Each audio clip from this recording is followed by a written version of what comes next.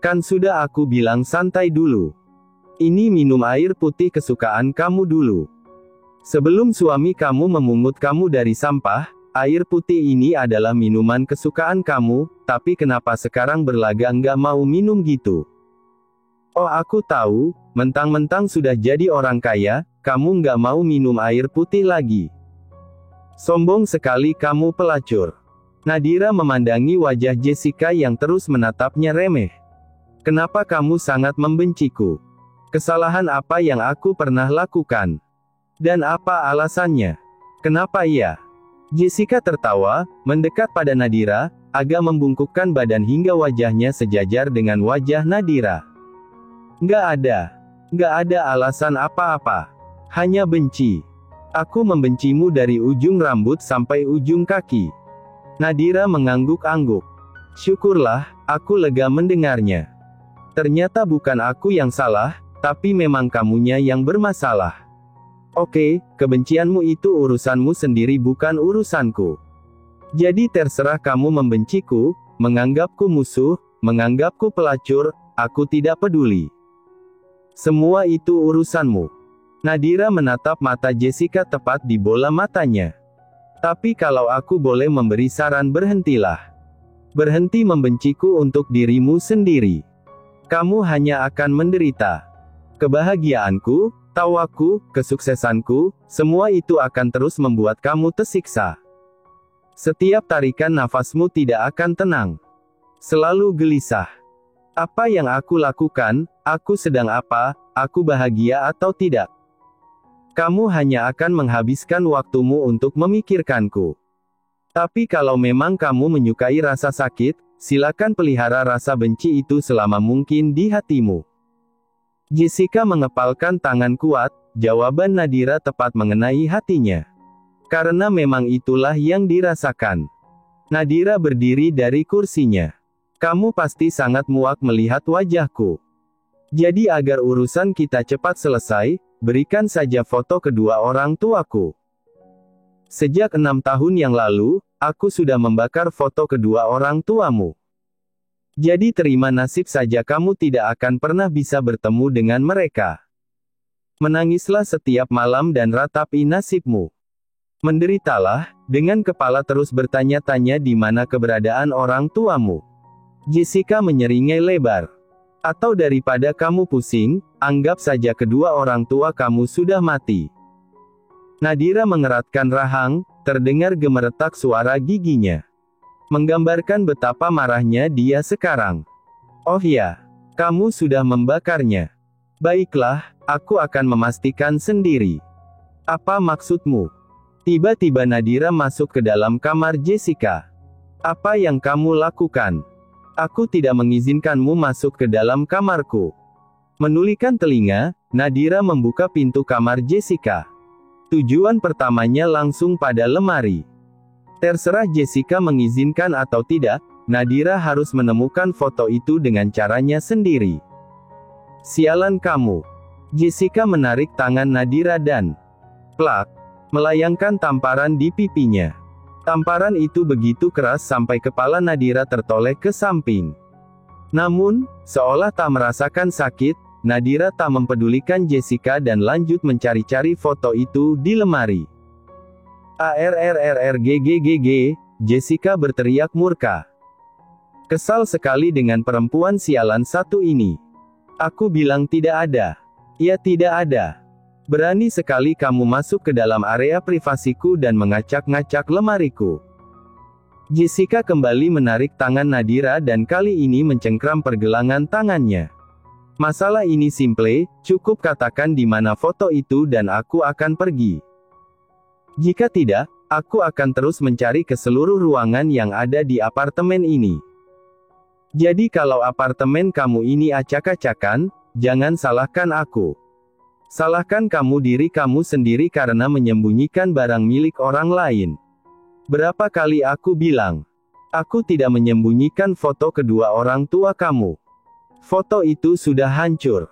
Aku membakarnya 6 tahun yang lalu.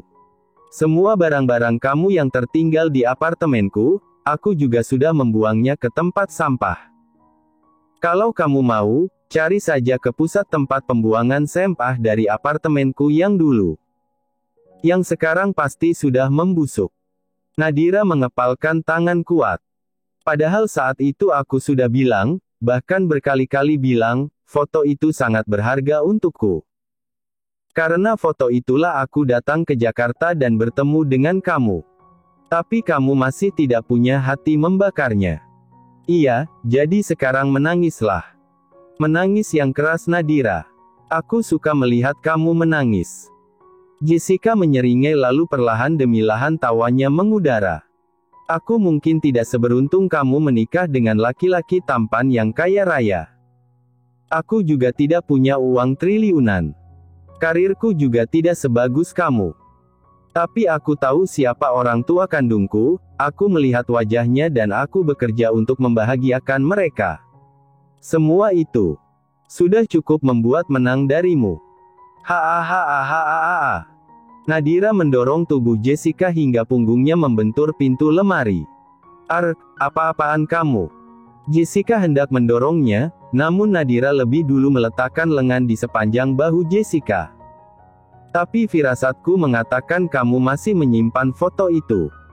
Jika kamu tidak memberikan foto itu padaku, aku pastikan hidup kamu tidak akan tenang. Nadira menekan lengannya pada leher Jessica lebih kuat lalu termundur dan pergi dari sana. Jessica terbatuk-batuk dan mengutuk Nadira sejadi-jadinya. Sialan kamu, wanita pelacur. Sampai kapanpun kamu tidak akan menemukan orang tua kandung kamu. Kamu akan terus menderita. Gimana hasilnya? Setelah mereka tiba di rumah dan Samudra sibuk bermain dengan Bu Emma, Sagara baru membuka obrolan tentang pertemuan istrinya dengan Jessica. Jessica bilang dia sudah membakar foto orang tuaku. Aku bingung harus percaya atau tidak. Di satu sisi Jessica memang selicik dan sekejam itu. Tidak heran lagi dia membakar foto orang tuaku. Tapi bisa jadi juga Jessica masih menyimpannya. Dia menggunakan foto itu sebagai senjata untuk memerasku nanti. Nadira menarik nafas panjang, sementara Sagara mengusap punggungnya dengan lembut. Tapi sepertinya Jessica memang sudah menghilangkan foto itu dan aku harus mencari cara lain untuk bisa menemukan orang tuaku. Dengan cara? Tanya Sagara. Entahlah, Mas. Aku juga belum tahu. Untuk sekarang aku mempercayakan semuanya pada Tuhan. Kalau Tuhan berkehendak aku bertemu dengan orang tuaku kandungku maka terjadilah. Tapi di samping takdir Tuhan, aku akan tetap berusaha. Sagara menarik istrinya dalam pelukan. Aku akan selalu ada di sisi kamu dan mendukung kamu. Kita cari sama-sama orang tua kandung kamu, karena mereka juga orang tuaku. Lia, Mas terima kasih. Pagi ini, Nadira ada meeting lagi dengan Mama Natasha, Tante Marshanda dan Sonia. Tapi sayangnya Mama Natasha kurang enak badan dan Sonia juga ada urusan penting. Sehingga meeting kali ini hanya dihadiri Nadira dan Marshanda. Selamat pagi, Tante. Selamat pagi, Nadira. Marshanda meletakkan tas di meja dan duduk di kursi. Meja ini dikelilingi 4 kursi sesuai reservasi mereka untuk 4 orang. Tapi sayangnya Natasha dan Sonia tidak bisa hadir. Meetingnya berdua saja. Untuk hasilnya, nanti kamu bisa sampaikan ke Natasha setelah dia lebih sehat. Lia, Tante. Meeting kali ini membahas tentang produk skincare yang akan mereka produksi. Meeting kemarin kita sudah menemukan nama untuk produk kita, yaitu Skin Fairy, ucap Marshanda. Sesuai dengan kesepakatan, produk ini akan berada di bawah naungan Madansa Corp, perusahaan milik saya. Marshanda melanjutkan, memastikan segala aspek terkait kepemilikan terstruktur dengan baik. Tapi untuk saham dan lain-lain, itu akan dipegang bersama-sama oleh kita, tambahnya. Meskipun Skin Fairy menjadi bagian dari perusahaan Marshanda, tetapi kepemilikan dan tanggung jawabnya akan dibagikan secara adil di antara mereka. Suasana meeting menjadi semakin serius. Marshanda menjelaskan lebih lanjut mengenai detail kepemilikan dan pembagian tanggung jawab. Dengan persetujuan dan pemahaman yang mendalam, mereka melanjutkan meeting dengan membahas langkah-langkah selanjutnya. Madansa hanya memproduksi parfum, fashion dan aksesoris. Fashion di sini meliputi produksi tas, sepatu dan baju. Namun saya belum punya produk skincare. Karena itu saya ingin bekerja sama dengan kalian. Nadira mengangguk. Di rapat kemarin sudah di agenda meeting hari ini kamu dan Natasha akan membahas tentang proses pembuatan skincare, ucap Marshanda. Lia, Tante. Selanjutnya kita akan membahas hal lebih detail mengenai tahap-tahap proses produksi kita. Saya sudah mencari dari berbagai sumber, berikut tahap-tahap yang bisa saya simpulkan. Nadira mulai menjelaskan dengan PPT dengan laptop. Pertama, ada penelitian dan perencanaan. Pertama-tama, kita harus melakukan penelitian mendalam tentang bahan-bahan yang efektif untuk perawatan kulit.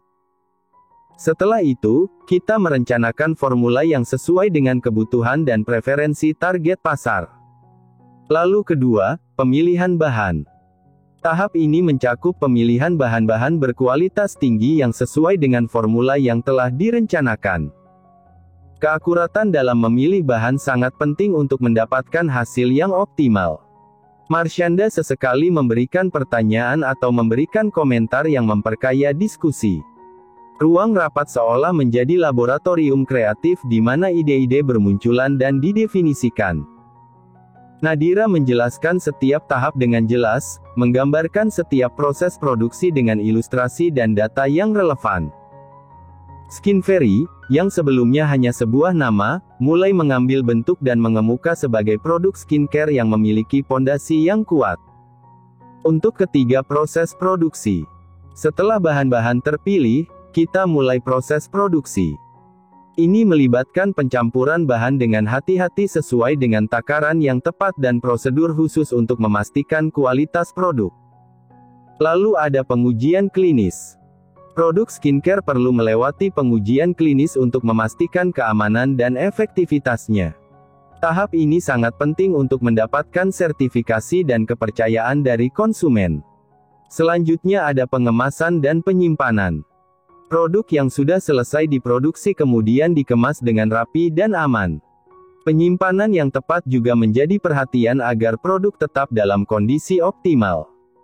Lalu ada pemasaran dan distribusi. Setelah produk siap, kita mulai merencanakan strategi pemasaran dan distribusi. Ini mencakup pembuatan materi promosi, pemilihan saluran distribusi, dan lain sebagainya. Yang terakhir feedback dan pembaruan. Penting untuk mendengarkan umpan balik dari konsumen setelah produk diluncurkan. Dari situ, kita dapat melakukan pembaruan atau perbaikan pada produk untuk memenuhi ekspektasi pelanggan. Marshanda mengangguk-anggukan kepala, menggakui kecerdasan Nadira. Presentasinya sangat detail dan mudah dipahami. Saat slide presentasi terakhir ditampilkan, Marshanda mengangguk puas. Good job, Nadira. Kamu melakukan penelitian ini dengan sangat baik. Terima kasih, Tante. Nadira tersenyum, merasa bangga bisa memberikan kontribusi yang berarti dalam menggarap Skinfairy ini. Pembahasan selanjutnya yaitu membahas lebih merinci dan menyempurnakan rencana mereka menuju perjalanan yang lebih besar dalam dunia skincare. Serius, Tante? Lia, hahaha, Marshanda tertawa. Sekarang mereka sedang berjalan-jalan di mall.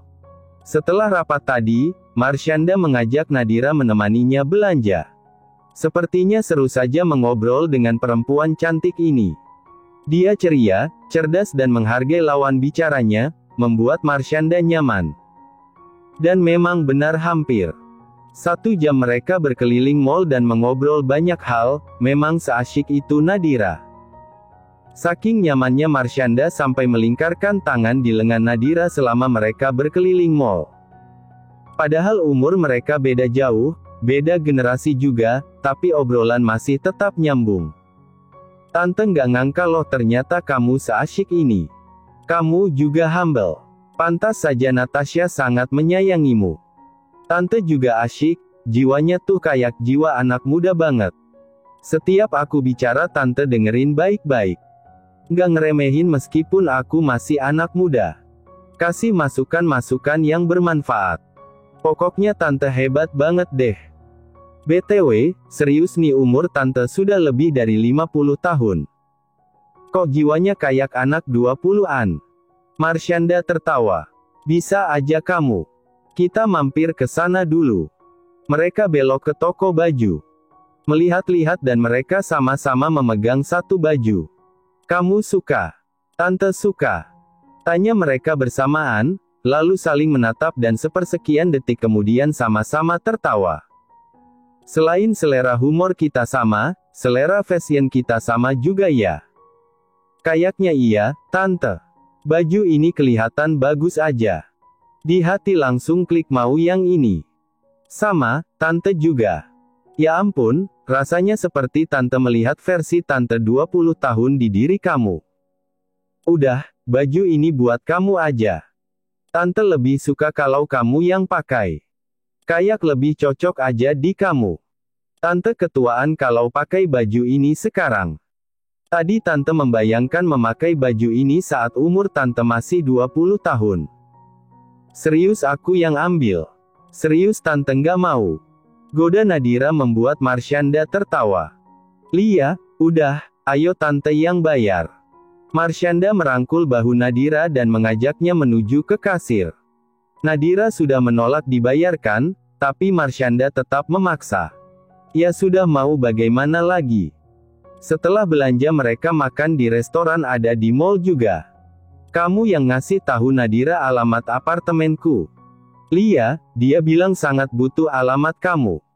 Katanya mau bicara sesuatu yang penting. Sudah Jessica duka. Sebenarnya ada dua dugaan. Pertama, Nadira mendatangi Sonia, karena hari itu Nadira melihatnya dekat dengan Sonia. Dugaan kedua, Nadira dibantu koneksi suaminya. Ternyata dengan bantuan Jessica. Memangnya kenapa? Dia bicara soal apa? Kamu nggak perlu tahu. Itu urusanku dengan Nadira. Tapi yang jelas jauhi Nadira. Jessica menghisap dalam-dalam cerutu di tangannya lalu menghembuskan perlahan. Sekarang mereka ada di apartemen Jessica. Jessica yang meminta Sonia datang ke apartemen ini.